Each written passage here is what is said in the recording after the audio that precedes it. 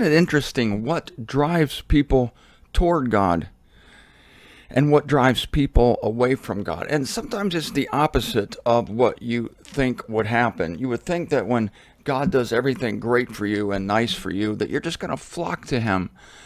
You're going to run to Him. But it's not the case. It's when you're distraught and when life holds no other hopes or expectations for you. That's when you really turn to God. Good morning, everyone. Martin Zender here with the usual morning hoarseness here from the laundry room. And I am of the persuasion that should Hillary Clinton win this election, I think she's awful. There's a funny a political placard here in one of the yards in my neighborhood that says, "Everybody sucks, 2016."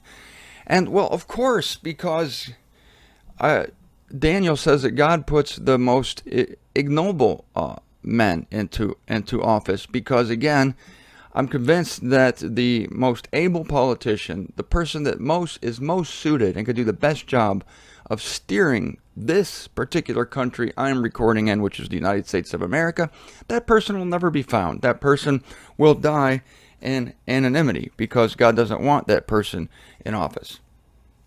So Hillary Clinton, here's one of the most corrupt politicians to ever run for office.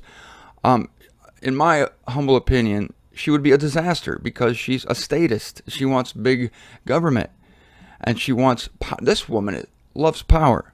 Trump loves money. She loves power. They're all corrupt. Don't get me wrong, but what's the lesser of the evils? Now, to me, here's what's going to happen.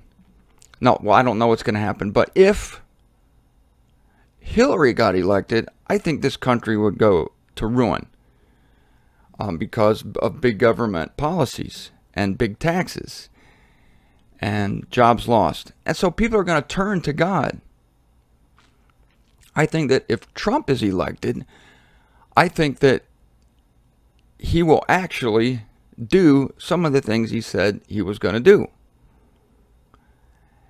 I mean, Hillary has promised to raise taxes, promised to run the coal business out of business, promised to expand the role of government, promised to bring in more refugees, promised to open the borders of the country. These are her promises.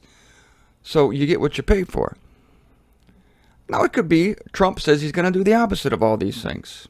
So is he going to? I don't know. But look, if he did, then there will be some people who are going to say, this is my prediction, if Donald Trump gets elected. Some people are going to say, wow, I got to admit, I was wrong about Trump. This guy, he actually direct results. See, because in my mind, the liberals talk about how compassionate they are. And they talk about how they want to do good for everyone. And they talk about how much they care. But the policies do the opposite thing. The policies have never produced the promised results. I will say this about Donald Trump. He seems to be results oriented. The guy's a businessman. I don't know if Hillary's ever had a job in her life. I guess she was a lawyer. But Trump is a brick and mortar guy. You need something done? I'll get it done. Just get out of my way. So I like that, I must admit. So if it gets to the point where Trump gets elected and people say, you know what, I was wrong about that guy. He really is getting things done. Then you're getting closer to the kind of person who's going to be the Antichrist. I'm not saying an American president is going to be the Antichrist. It could be, but it doesn't have to be. Nothing in Scripture intimates that the Antichrist will be a head of state, so it doesn't have to be. It could be a vice president, or it could be somebody who's not even, well, I was going to say not even in politics, but I think that's essential. But what drives people to God? That was my opening question. And a corollary, what drives people away from God? What drives people away from God is peace and prosperity that comes, in their mind, apart from God. Because when you're prosperous, and you're feeling self-sufficient and your country's made great again and you have that national pride, then you get pretty comfortable. You find a cozy little pocket. Your business is doing well. Taxes are going down. People have more disposable income because they're not being taxed to death. Government regulations are being eased up, keeping corporations in the U.S. This all makes sense to me. It's just like, duh. So then you find that you're not thinking about God as much because you're in, like my fan says, I know you're going to get the reverse image, but I just happened to look down at my little handy dandy desk fan here, and I know, what does it say? You have to read backwards. Comfort zone. Right, so if Donald Trump were to be elected and he were to produce everything he said he was going to produce, is this thing plugged in? Not too bad. It would be like, this is my comfort zone, yeah. If Hillary is elected and we become a Venezuelan type country, which is the ultimate goal, power is concentrated with a few people, then you'll be out of your comfort zone. And what happens to people in communist countries, whether it's in Cuba or Venezuela type arrangement or the old Soviet Union? People want to get out. They want to get the hell out. It's the same principle. If you want to get out of a country, you want to get out of, let's say the whole world's that way. Let's say the whole world is like a Venezuelan style country. You want to go toward God. You want to go toward God. You want to get out, get out, get out. But the world is not going to be like that under the Man of Lawlessness. It's going to be quite habitable. Remember, the White Horse Rider is going to be a conqueror. And so that's as far as I'm going to go on the political spectrum. Many of you will probably be mad at me because you love Hillary Clinton. Many will be mad at me because they hate Donald Trump. Here's the thing, too. I hope people would have the honesty to say, well, no, forget it. I'm not going to say that. Well, what I was going to say is, it seems to me that if there were a tape of Hillary Clinton actually murdering someone, people wouldn't care. They just like who they like, and they're going to vote who they want. And if Trump did everything he said he was going to do and turn this country into a paradise, which it's all going to be if it's a paradise at all, it'll be a false paradise. People will still hate him because they hate his personality, and people hate the way Hillary talks or whatever. So I'll tell you the truth about me, and you might not like this. I don't know why I'm admitting it, but I haven't voted since I was 18 or 19. Maybe, no, wait a minute. Did I register in 1980? I can't remember. But I'm not involved in the politics of this world except to comment on it. So I'm not going to vote for Trump. I'm not going to vote for Hillary. I'm not going to vote for anybody. Some people will say, well, that doesn't give you the right to complain. Yes, it does. Why not? I have the right to complain no matter what. I don't vote for the weather. Do I? Did I vote for the weather? Can I still complain about it? Yes. Anybody who complains about the weather cannot tell me that I cannot complain about whatever president gets in, because apparently if you complain about the weather, you have no qualms about complaining about things over which you have no control. I am purposely giving myself no control over the election. Therefore, I still have the right to complain, so there. But I am aware of where things are going. I am aware of how things are going. And I'm aware that there has to be a Superman come in that is going to get things done. That ain't Hillary. Hello. That ain't Hillary. There has to be some, maybe it's not Trump either, but he's closer to what the Man of Lawlessness is going to be. And another thing, it's a Man of Lawlessness. I keep telling you what to look for. I'm not sitting here pointing a finger at anyone. Even when I was talking about Ted Cruz earlier this year, I said, I'm not saying Ted Cruz is the Antichrist. I'm just saying that the Antichrist is going to be someone like Ted Cruz. And by the way, don't write out Cruz. Don't write out Cruz. Anything could happen. Anything. So,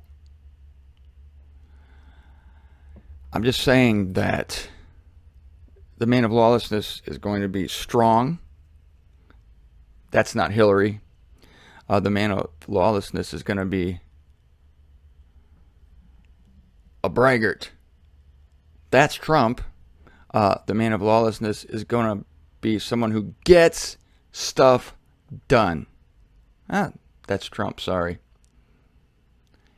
And so, again, I think we'd have the best of both worlds in the early part of the tribulation. The early part of the tribulation, this is what I'm looking to happen, is that the world's problems are going to seem to be solved because the deception is going to be so great that even the elect would be deceived if possible. That means you and me, we're the elect.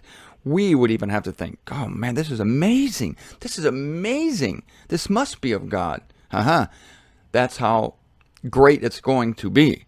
And it might be happening in the midst of trials and traumas, but this Superman is going to fix many of them, and he's going to promise to fix the others, because we have the other riders coming into this picture. The green horse rider, the red horse rider. We have famine, we have war, we have pestilence.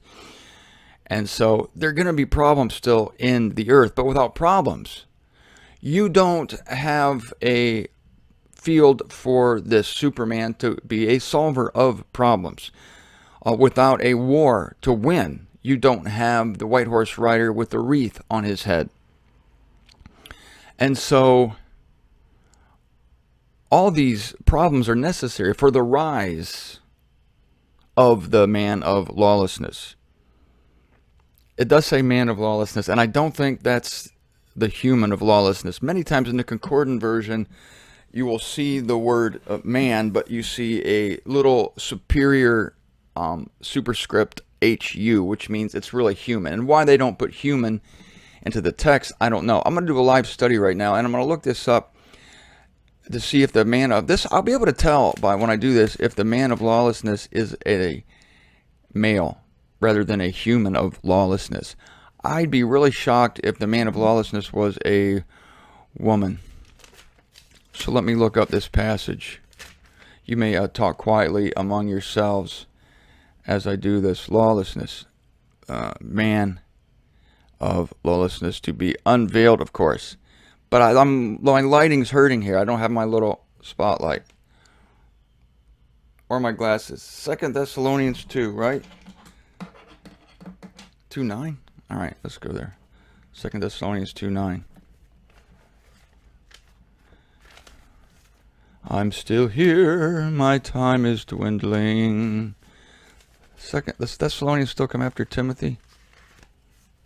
Oh, it comes before Timothy? No, yeah, of course it does. I'm still here. Well, this is important. I'm going to find out if the man of lawlessness is a man. 2 Thessalonians 2:9. The man who's only when the present detainer may be coming out of the midst, then will be unveiled the lawless one. What happened to the man?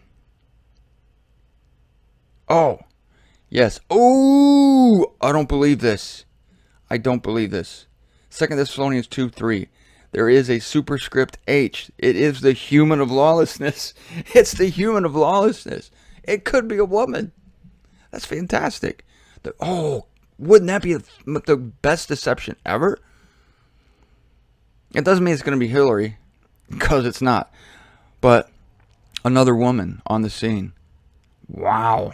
Could be. It just says human.